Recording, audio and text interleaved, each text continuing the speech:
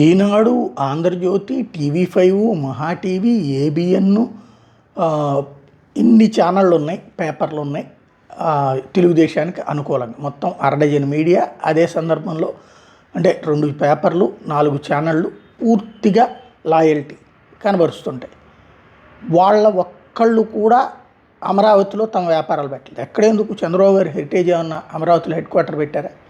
అదే సందర్భంలో వాళ్ళ పార్టీకి సంబంధించిన నాయకులకు అనేక మందికి వ్యాపారాలు, నారాయణ గారు ఏమన్నా నారాయణకి విద్యా సంస్థలకు సంబంధించిన హెడ్ క్వార్టర్ అక్కడ పెట్టారా? లేదు. మిగతా వాళ్ళకి సంబంధించినటువంటి హెడ్ క్వార్టర్స్ అక్కడ పెట్టారా? అమెరాన్ బ్యాటరీస్ ఏమన్నా అక్కడ పెట్టారా? పెట్టలేదు. వాళ్ళకి సంబంధించినటువంటి పెట్టలేదు. ఈవెన్ ఈనాడు, జ్యోతి ఇవన్నీ కూడా అక్కడే నడుస్తున్నాయి.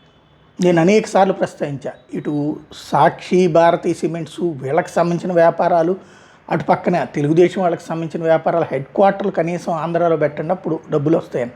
అది పక్కన పెడతాయి, కనీసం అమరావతిలో పెట్టలేదు. కానీ మొట్టమొదటిసారి ఈ ఛానల్ వాళ్ళని అభినందించాలి.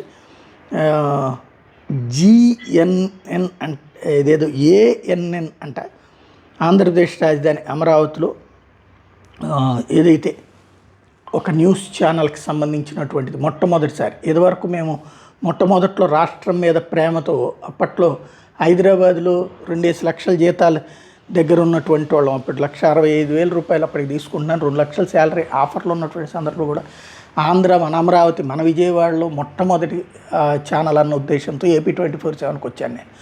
బట్ ఆ తర్వాత అతి తొందరగా అది ముగిసిపోయింది. ఎందుకంటే ప్రభుత్వ ప్రోత్సాహం లేక. అది మొదటి తెలుగుదేశం ప్రోత్సాహం లేదు, చిన్నపాటి ప్రోత్సాహం మాత్రమే ఇచ్చారు. ప్రోత్సాహం అంటే సఫిషియెంట్గా నిలబడేటటువంటి సపోర్ట్ చేయలేదు. ఆ తర్వాత వైసీపీ గవర్నమెంట్ వచ్చినప్పుడు శాంతం అది మూతబడిపోయింది. అది ఆనాడు జరిగింది. మొట్టమొదటిసారిగా ఒక అమరావతిలో ఒక న్యూస్ కార్యాలయం పెట్టడం అన్నటువంటిది అభినందనీయం.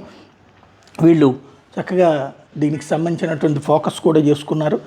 NH16 service road, Ganapathi Nagar, Atmakur, మంగళగిరిలో పెట్టుకొచ్చామన్నటువంటిది అభినందన.